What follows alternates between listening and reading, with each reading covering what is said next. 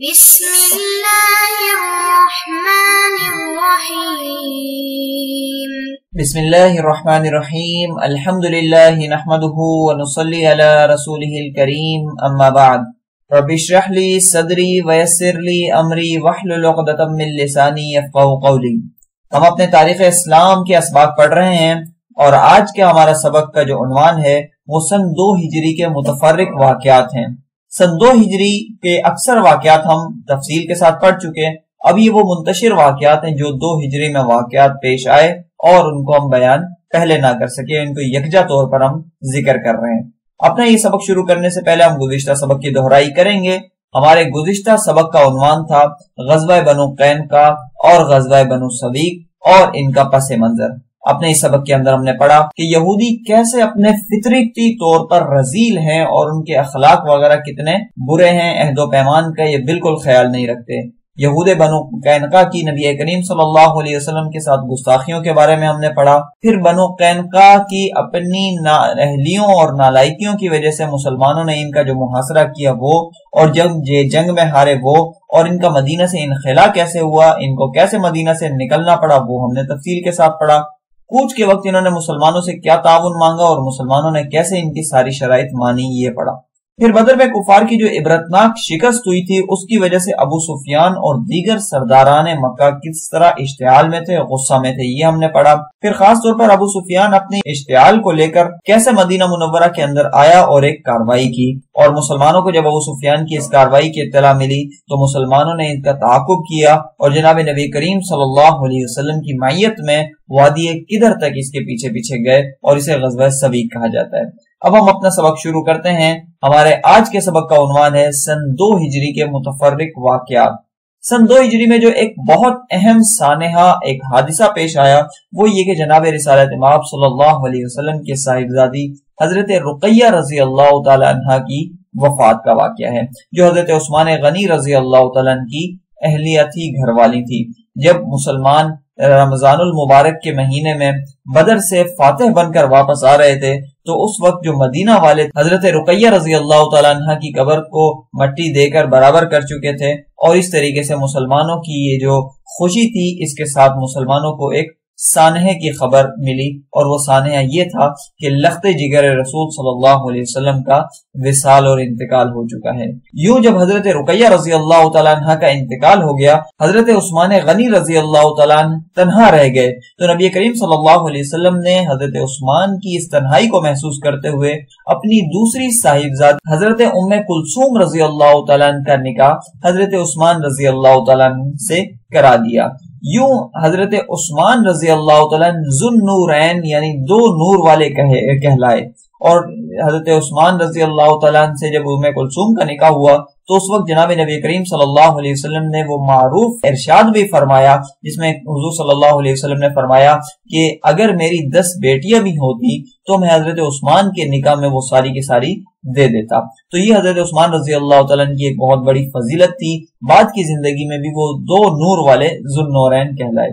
سن 2 ہجری کے دیگر واقعات کی طرف اگر ہم بات کریں تو اسی سال نماز عید شروع ہوئی اور مسلمانوں نے عید الفطر سے عید کی نماز پڑھنے کا آغاز کیا۔ 1 شوال سن 2 ہجری میں مسلمانوں نے پہلی مرتبہ صلاۃ العید کی ادائیگی کی، اور جیسا کہ میں یہ عرض کر رہا ہوں یہ عید الفطر جسے ہم میٹھی عید کہتے ہیں یہ وہ تھی، مسلمانوں نے اس سال عید الفطر پہلی مرتبہ ادا کی۔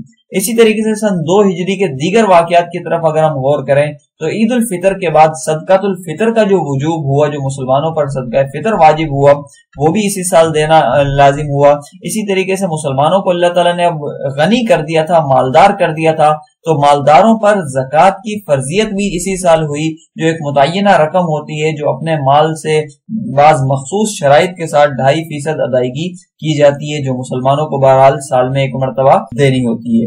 یہ بھی اسی سال پیش آیا اور اسی سال یہ زکوٰۃ فرض ہوئی۔ سن 2 ہجری کے دیگر واقعات کا اگر ہم مطالعہ کریں تو اسی سن 2 ہجری میں حضرت علی رضی اللہ تعالیٰ اور حضرت فاطمہ رضی اللہ تعالیٰ عنہ کی شادی ہوئی۔ جناب نبی کریم صلی اللہ علیہ وسلم کی 4 صاحبزادیاں تھیں، سب سے بڑی جو تھی ان کا نام زینب تھا۔ ان کی شادی تو پہلے سے حضرت ابو العاص بن ربیع سے ہو چکی تھی، دوسری رقیہ اور تیسری ام کلثوم تھی جن کا نکاح یک کے بعد دیگر حضرت عثمان رضی اللہ تعالیٰ عنہ سے ہوا۔ اب حضرت فاطمہ رضی اللہ تعالیٰ عنہ جو تھی وہ نبی کریم صلی اللہ علیہ وسلم کی سب سے چھوٹی بیٹی تھی۔ ان کی شادی حضور صلی اللہ علیہ وسلم نے حضرت علی المرتضی رضی اللہ تعالیٰ عنہ وکرم اللہ وجہہ سے کرا دی۔ حضرت علی رضی اللہ تعالیٰ عنہ حضور صلی اللہ علیہ وسلم کے چچا زاد تھے اور ابتدا ہی سے حضور صلی اللہ علیہ وسلم کی زیر کفالت بھی اور زیر تربیت رہنے والے تھے اور سابقین اولین میں سے تھے، ابتدائی طور پر اسلام قبول کرنے والے میں تھے۔ جس وقت حضرت علی رضی اللہ تعالیٰ عنہ کی شادی ہوئی اس وقت ان کی عمر 21 سال تھی۔ اسی طریقے سے جو نبی کریم صلی اللہ علیہ وسلم کی جو صاحبزادی تھی سب سے چھوٹی حضرت فاطمہ الزہرا رضی اللہ تعالیٰ عنہ، ان کی شادی حضرت علی سے ہوئی۔ حضور صلی اللہ علیہ وسلم کی سب سے پیاری اور سب سے چہیتی بیٹی انہیں شمار کیا جاتا ہے۔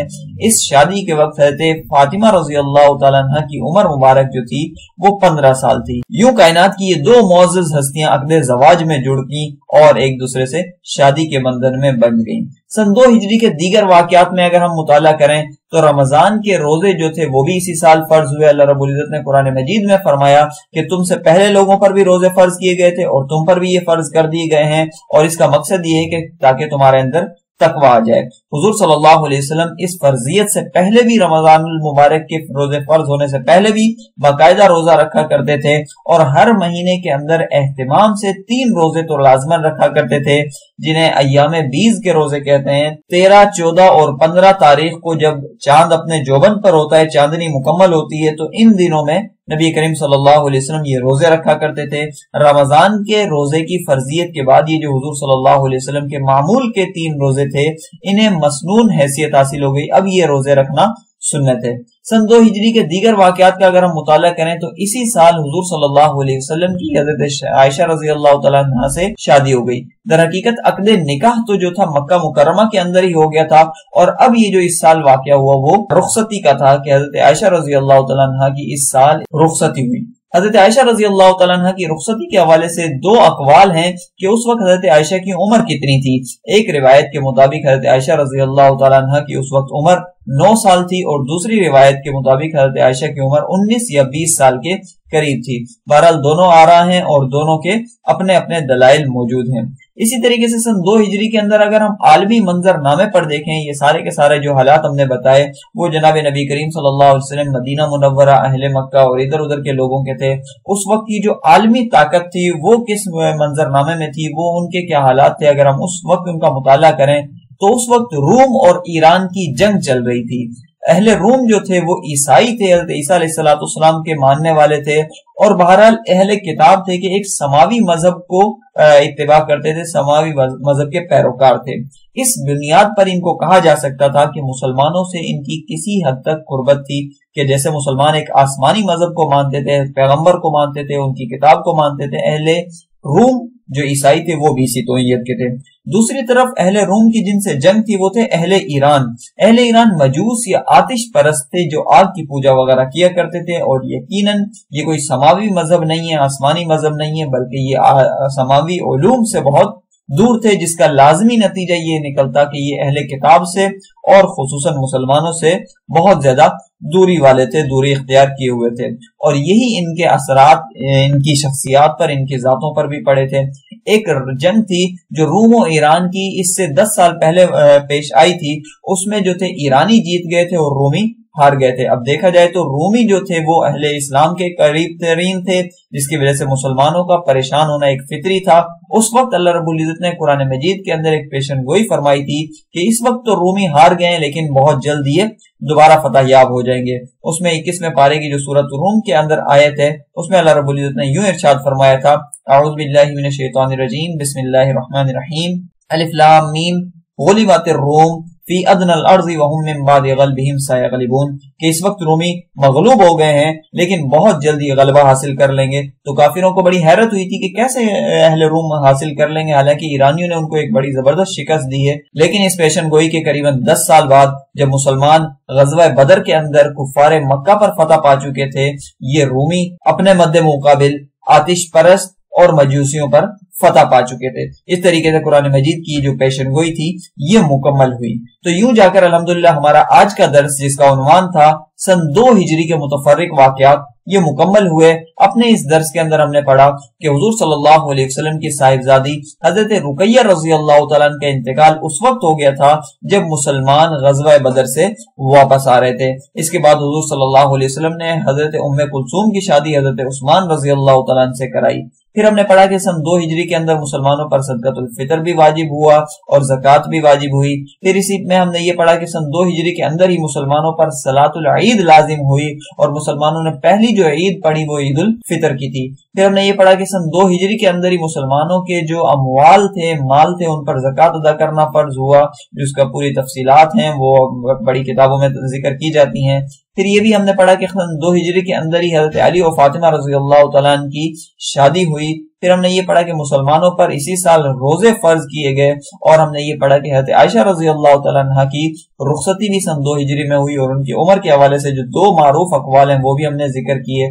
اور آخر میں اس دور کا جو عالمی منظرنامہ تھا یعنی روم و ایران کی جنگ، اور جس میں رومیوں کا ایرانیوں پر غلبہ اور رومیوں کی مسلمانوں سے قربت اور تعلق کے بارے میں ہم نے پڑھا۔ تو یوں جا کر الحمدللہ ہمارا سبق اور سبق کا خلاصہ مکمل ہو گیا۔ اگلے کسی درس تک کے لیے اجازت دیجیے۔ جزاکم اللہ خیرا۔ سبحانک اللہم و بحمدک، ونشہد ان لا الہ الا اللہ وحدہ لا شریک لہ، واشہد ان محمدا عبدہ ورسولہ۔ السلام علیکم ورحمۃ اللہ وبرکاتہ۔